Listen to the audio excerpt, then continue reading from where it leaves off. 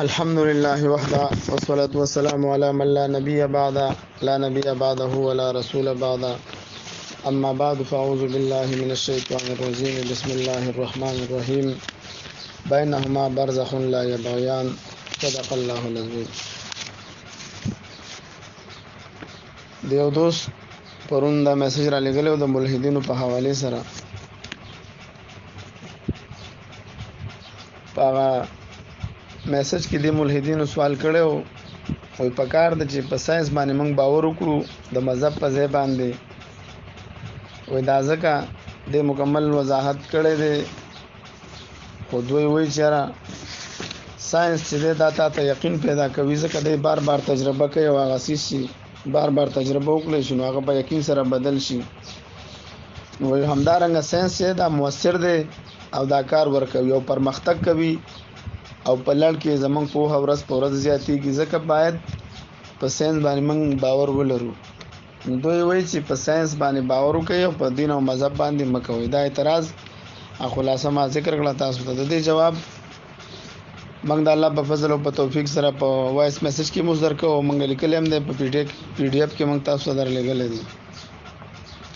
ساينس چې د علم یو شاخ تا ښکارا کوي چې هغه مشاهده ده او اسلام ته پوره وضاحت کړی دی چې د علم نور ذرایع هم شته دي لکه حواس خمسه شو او صحیح نقلی خبر شو او دغه شان د ګوسیس په خپل سترګو باندې لیدل هم. نو ساينس صرف د مشاهدې نه بحث کوي او اسلام یو مکمل وضاحت ته کړی دی. مثال یو څه چې ته معلومه چې دا خوږ دی که پیکه دی، دا خوږ دی که دا تریخ دی، دا نمکین دی، د دې وضاحت ته ساينس نشي کوي چې تر څو پورې دا تاسو کله نه وي. نو ساينس دې کې نیمګړی شو. ولی ساينس ته صرف یو دلیل ښکارا کو چې نظر دی او مشاهده دا دی وکړه هغه خودل ته نشي. نو دلته به ته دا شي سکی چې ودې سکو ته پته ولګي چې لکه دا خوږ دی یا پیکه دی. نو د دې وجنه اسلام دا د مکمل وضاحت کوي چې دلایل چې دی واځي ساينس نه دی، مشاهده نه ده، دلایل نور هم دي. دغه شاندګي نقلی خبر چې دی دا هم ذریعہ د علم ده. اول نمبر چې دی مشاهده شو، دویم نمبر حواس شو، دریم نمبر چې دی صحیح نقلی خبر چې دی دا هم د علم یو ذریعہ ده. لکه د مخکینی قومونو تاریخ ته ساينس نشي بیانولې، البته دا به تاسو په سره ملاويږي، دا به تاسو سره د تاریخ په کتابونو سره ملاويږي په نقلی خبر چې هغه صحیح وي. لکه جنگ عظیم شوه دی، اول شوه دی، دویم شوه دی. نو دا هغه وخت خو موږ نو ځکه جنگ عظیم اول چې دا په 1914 کې شوه او جنگ عظیم دوم 14 په 1939 کې شوه دی. جاپان باندې چې امریکا اټمی حمله وکړه هغه وخت موږ یې څوک هم نو موجود. موږ له ساينس دا نه دی ویلي، موږ له دا تاریخ دا خبر را کړی دی چې په دې تاریخ باندې 25 اگست باندې په دوی باندې په جاپان باندې دوی څوکړه په 1945 کې غالبا چې دوی په جاپان باندې هیروشیما او ناګاساکي باندې بمونه وغورځول. نو دا تاسو ته خو ساينس دا نه دی خو د دا ته نقلی خبر خو دی. دوی موجوده ده چې ساينس ته د ژوند مقصد نشي بیانولې. د ژوند مقصد به تاسو څه بیانې؟ هغه اسلام بیانې. لکه تاسو د یو ملحد نشي تاسو کې ستاسو د ژوند څه مقصد نو دا پته نشته. هم دې ملحد نه ته تاسو کې چې ستاسو د الله څه مقصد دی، په دني ول کوم د خپل څه مقصد دی، یاره په د باندې تلل کوم، د سترګو څه مقصد دی، په د باندې لیدل کوم، د جبه مقصد دی او خبرې کو، د وګونو اوریدل. الګه ملحد ستاسو مقصد دی نو د خپل مقصد نه دی معلوم. څونه د افسوس خبره ده چې د یو لاس مقصد شته، د جبه د پوزې د غوږ مقصد شته او د ستا مقصد نشته. دا مقصد ته د ساينس نشي بیانولې، دا مقصد ته اسلام بیان کړی دی. الله رب العزت په قران کریم کې فرمایي اعوذ بالله من الشیطان الرجیم سوره بقره د آیات نمبر 9 کې هو الذی خلق لكم ما فی الارض جميعا. الله رب العزت فرمایي چې دا الله هغه ذات دی چې دا سچ پزمکو اسمانونو کې دا ټول ته د لپاره پیدا کړی دی. دا ته مقصد خو دو الله رب العزت فرمایي او ته د خپل ځان د لپاره پیدا کړی. سورۃ زاریات کې الله رب العزت 55 نمبر آیات ده اعوذ بالله من الشیطان الرجیم وما خلقت الجن والانس الا ليعبدون. الله رب العزت فرمایي چې ما مخلوقاتو کې انسانان دي او که جنات دي د خپل عبادت لپاره پیدا کړی دي. نو ساينس په دې ځکه هم ناکام شو، ته د ژوند مقصدونه خودلو او اسلام ته د ژوند مقصد خودلو. درې موجه هغه د ساينس د مذهب سره چې کوم د هغه ساينس تجربات کوي او تجربه کله کامیاب شي کله ناکام شي او بل د ساينسدانانو په خبرو کې تضاد دی مخکینی ساينسدانانو د مخکینی فلسفو د عقیده و چې ماده قدیم ده د زمونږ د منطق هغه دغه درسونه دي په ټولو کتابونو کې بداره چې د فلسفو ماده قدیم ده او ماده چې ده د همیشه نه ده اوسنی ساينسدانان وایي چې ماده د بیگ بینګ په وجه باندې پیدا شو ایډن هبل په 1928 کې چې د کله د دوربین په ذریعہ سره معلومات وکړو یو انفجار وشو بیگ بینګ وشو یو دماکه وشو لو هغه سره د دنیا وجود تراله ماده نه و مخکې په دې بیگ بینګ باندې الله په فضل سره موږ دومره اعتراضات کړی دي ان شاء الله د کتاب کې دعا کوو چې دا چاپ شي د خیر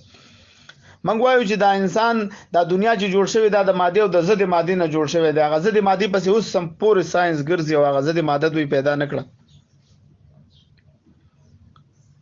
او قران کریم تر اوسه پورې نو د ساينس ډیر خبري غلطي ثابت شوی یو ساينسدان یو سوی بل ساينسدان بل سوی یو سوی بل سوی نو د دوی ډیر خبري چې دي هغه غلطي ثابت شوی دي خو د قران کریم یو فیصله یو نظریه یو کوم وضاحت چې کړي هغه تر اوسه پورې سو غلط نشي ثابتول دا د قران کریم الحمدلله ټول دنیا ته چیلنج دی الله رب العزت په قران کریم کې فرمای په سورته بقره آیات نمبر 30 کې اعوذ بالله من الشیطان الرجیم وان کنتم فی ریب مما نزلنا علی عبدنا فاتوا بسوره من مثله وادعوا شهداءکم من دون الله ان کنتم صادقین وای کچره تاسو په شک کې د قران کریم په باره کوم چې موږ په نبی علی السلام باندې نازل کړی دی نو یو صورت خو جوړ کړي او خپل مددګاران ټول لا غوړي بغیر د الله نه د قران کریم دا چیلنج تر اوسه پورې په ساينسدانانو باندې قرض دی دا ساينس د امر ترقی کړو 5G ایجاد کړو دوی مریخ ته ورسېدل دوی اوس چې منګل ته آبادی کړو دوی تکلش د قران یو صورت خو یو مقابله کې جوړ کی کنه ولې دوی نشي کولای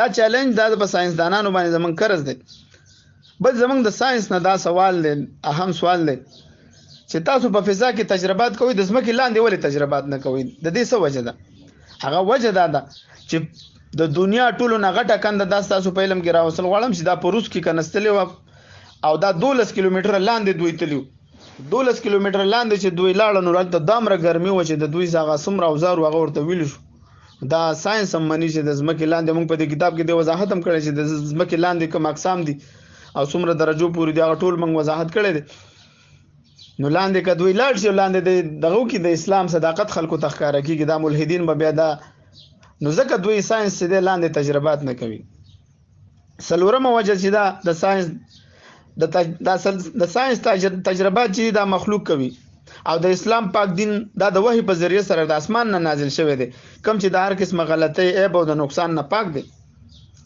چیرته یو مخلوق په یو چیز ایجاد کی او چیرته خالق یو خبره وضاحت کړي او چیرته مخلوق دی یو خبره وضاحت کوي نو دوانو کې د ځمکې د اسمان فرق دی دغه شان د کې پنځمه وجه چې دا ساينس اچا ته دانه دی ویلي چې تاسو د خپل خالق نه انکار وکړي بلکې ساينس خدا ثابت کړه چې دا دنیا څومره لوی ده لکه په عربونو کې کشاګان دي په لوب او دغه شان د کې په دوی کې عربونو ستوري دي سیاري دي پکې دي کې زمنګ صرف په نظام زمنګ کم چې کهکشا د دې ته ملکی وي په دې کې سو یو عرب نه زیات سیاري او ستاري دي پکې ته سوچو د انور پکې یو معمولی سیاره ده دا دومره نظام دا چا پیدا کړی دا خو تا ته پر مثال د ساينس خو دل چې تولې په خپل رب ایمان نه راوړي په کار خدای نه چې دا ساينس په وجه باندې تاسو په الله باندې دي نورم ایمان او یقین زیات شي الحمدلله زه خو چې کله د ساينس د دویم کال چې زه د مطالعه کوم موضوع په دې باندې کار کوم زما خو چې زه کله دا وینم او زه د مطالعه کوم نو زما نور هم د الله رب العزت په ذات مې یقین زیاتېږي چې دا دونه نظام یا پروردگار ته په خپل قدرت سره کنټرول کړی دی او د یو سکند لا خوا دی خوا کې دی نشي نو دوی چې په مخلوق دي چې یو ستنه معمولی یو ستنه یو موبایل یو چارجر یو لپټاپ یو ریډیو یو غړی چې څوک ایجاد کړي وي دا پلان کې ایجاد کړي دا دون نظام دا بخود چلیږي دا خود عقل نه بار خبره ده د نه بغیر جاهلان نور څوک نو ساينس خود علم یو شاخ دی چې تا ته دا خودل شي چې زمکه باندې زلزلہ ولې راځي نو ساينس وايي چې د زمکه لاندې پلیټونه دا وجنګي نو دی وجه زلزلہ راشي ټیک شو خو ساينس خدا ته نشي خودل چې دا چا جنگولې دی او دلته جنگولې دی بل ځکه ولې نه جنگولې دا خو ته اسلام خودل دی دا شان ساينس ته دا خودل شي چې د المر چې دا 100 کیلومتره رفتار سره سفر کوي په 1 سکند کې. نو ساينس ته وایي چې دا 240 کیلومتر فی سکند سره رفتار کوي. خو لیکن ساينس دا ته نشي خودلې چې دا چا کنټرول کړی دي. دا به تاسو د وحی په ذریعہ سره معلومیږي. لکه الله رب العزت په سورۃ یاسین آیت نمبر 38 کې فرمایي اعوذ بالله من الشیطان الرجیم والشمس تجري لمستقر لها ذلك تقدير العزيز العليم. او د دوی د پاره نه چې د مخلوقات د پاره نه خدای د المر د چې په خپل مقرر لار باندې روان دي.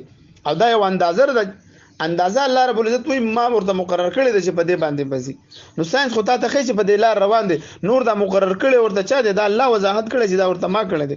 دغه شانته کې د سپوږمۍ په باره کې دا وضاحت دی. والقمر قدرناه منازل حتى عاد كالعرجون القديم. او موږ سپوږمۍ د پر هم یو لار یو ترتیب یو منزل ورته موږ مقرر کړی دی تر دې پورې چې اخره کې ودا د کجوري دغه په شان د کې راکاږي شي وړه پاتې شي کله د اخر سپوږمۍ چې موږ تخکاری. دغه شان د کې په بل آیات کې الله رب العزت فرمایي سورۃ یاسین آیت نمبر 40 ختم کې للشمس ينبغي لها ان تدرك القمر والليل سابق النهار وكل في فلك يسبحون. وای نه د مرد لپاره دا ممکن ده چې دا د سپوږمۍ نه مخکې شي نو سپوږمۍ راونی څو نه شپه وړاندې کیدونکې د ورځ نه ده هر یو په خپل دایره کې روان دي. نو ته سوچو چې دا دون نظام الله رب العزت روان کړی دی. الله رب العزت په قران کریم کې فرمایي ام خلقوا من غیر شیء ام هم الخالقون. آیا دوی بغیر د خالق نه پیدا شوی دي یا دوی په خپل ځان نه پیدا کړی دي؟ الله رب العزت وو چیلنج ورکړی دی چې تاسو یو صورت راوړئ. نو د اسلام الحمدلله مکمل دین دی. دوی به بل یو اعتراض کوي. د دې اعتراض نمخ کې دا یو بل خبره مخ دراله چې ساينس او اسلام شپږم وجدان چې د ساينس او د اسلام د یو بل سره تقابل نشته. ساينس خدا ته معلومات درکولې شي چې د سمندرو به نمکین دي او د ځمکې لاندې وب خوږي دي. خدا ته نشي خودل چې دا ولی د یو بل سره نه یو ځای کیږي. دا ولی ځکه چې وب دوانه وب دي یوې خوږي وب دي یوې تروي وب دا ولی د سمندر او دا الله رب العزت د دې وضاحت په سورۃ الرحمن کې کړی دی بینهما برزخ لا یبغیان. په دې کې د یو عیب پرده چې دوانه وب یو ځای کېدو ته نه پریدي. نو اسلام ته د هر خبرې جواب درکړی دی. ساينس بغیر د اسلام نه د یاد ساتي. ساينس بغیر د اسلام نه نیمګړی دی او اسلام چې دا مکمل ضابطه حیات دی. اسلام الحمدلله ته د قران کریم کې د اولین او د اخرین علم دی. دغه شان د کې دی بل سوال کړي دا دویم سوال د دوی داو وی ولی باید آدم علی السلام او حوا علی السلام قصه موږ منو ځکه چې په قران کریم کې بیان شوی دا. ولی باید د قران منو ځکه چې صحابه را نقل کړي دي. ولی باید صحابه منو ځکه ایمان مو پراوړل دي. د نبی علی السلام باره کې خبره کینو جواب موږ مختصر دا ور کړی دی. د دې خبره وضاحت مخکې وشو چې ساينس د علم یو ذریعہ ده پورا علم نه دی. حضرت آدم علی السلام او حضرت حوا علی السلام خبر موږ ته قران کریم را کړی دی چې قران کریم رښتونه کتاب دی. مړه چې ته د یو انسان په خله باندې ته د جنگ عظیم مانی ته د جاپان باندې حمله مانی ته د مخکینی قومونو تاریخ مانی یو لک سلیر زره کوم به شنبه کرام دا وضاحت کوي چې آدم علی السلام د ابو البشر دی دا اول انسان دی. ته دا به ولې نه مانی؟ ته د دوه کسانو گواہی سره نکاح ثابتول شي. تخپل پلار د نکاح یو سړی وای چې دا حلالي دی که دا حرامي دی. نو چې دوه کسان گواہی وکړي چې د پلار زمونږ په مخ کې نکاح کړی د پلار نه حلالي ثابتې دی شي. نو دا دونه انبیاء کرام چې رښتونی خلک دي چرته په ټول عمر کې دروغ نه دی ویلي هغوی موږ دا خبر را کړی دی چې آدم علیه السلام زمونږ نیکه دی زمونږ پلار دی ابو البشر دی ټول مخلوق د دونه پیدا شوي دي. نو موږ دا وایو چې دا قرآن کریم رښتونی کتاب دی. موږ سره الحمدلله دلیل شته چې اول انسان دا څوک دی حضرت آدم علیه السلام دی. موږ دا سوال کوو تاسو نه ملحدینو تاسو وایو چې یاره ساينس ترقی کړې ده. موږ سره خو دلیل شته چې اول ټول مذاهب وایي عیسایان هم دا وایي د یهودیانو او زمونږ د مسلمانانو په نظام څومره چې آسماني کتابونه دي هغې کې دا وضاحت شوی دی چې اول انسان آدم علیه السلام دی. موږ د دې ساينس په وجه باندې ملحدین نو سوال کوو چې تاسو په اول انسان څوک دی؟ تاسو وایو دا انسان خو د مادې نه پیدا شوی دی. نو هغه اول انسان څوک دی چې د مادې نه پیدا شوی دی؟ دغه شانته کې تاسو نه موږ دویم سوال دا کوو چې زمونږ په نسخو اول انسان چې پس مکه باندې ګرځیدل د حضرت آدم علیه السلام دی. تاسو په نظم باندې څوک دی؟ د دې جواب تاسو په کار دی چې موږ ته راکړي. بل تاسو یو چې موږ قرآن ولی ومنو نو موږ درته وایو تاسو ته د ژوند د تیرولو دا طریقې چا ښودلې دي؟ تاسو ژوند به څنګه تیروئ دا طریقې تاسو ته چا ښودلې دي؟ تاسو چې قرآن نه منئ نو اسلامي نومونه به ولې استعمالوئ؟ تاسو اسلام نه منئ نو اسلامي نومونه ولې استعمالوئ؟ د خپل خور او د خپل مور سره نکاح به ولې نه کوئ؟ د سپي د خنزیر او د خر غوښه به ولې نه خورئ؟ تاسو به د اسلام په مخالفت کې د دې استعمال شروع کړئ چې مونږ خو مینو چې واقعي تاسو ملحدین استئ واقعي تاسو په ماده پرسته سي ماده بس روانه سي اسه د خلکو د دوکې د پاره دا اکثر یا نفسیاتی او سړی ملحد شي یا دغه شانته کې د دنیا لالچ په وجه باندې د پیسې ملاويږي چې ته په سوشل میډیا باندې دا کارونه کوم مله پیسې درکو نو دا غي 2 روپو لپاره د نام مسلمانانو ذهنونه خرابوي او الله نه ویریږي الله ته زمنګ ورتک دی دا دنیا چې د فانی ده او د دې دنیا نه هر یو ساينس هم دا منی نن سبا چې دنیا باندې دا دنیا به ورځ ختميږي د بلیک هول په وجه به دا هر څه پناه کیږي نو چې دومره تاسو تم په درجه دا هر څه پناه کیدونکې دي خپل رب ولې خپه کوي د خپل ژوند مقصد پکار دی چې مونږ به جنو واخر دعوانا الحمدلله رب العالمین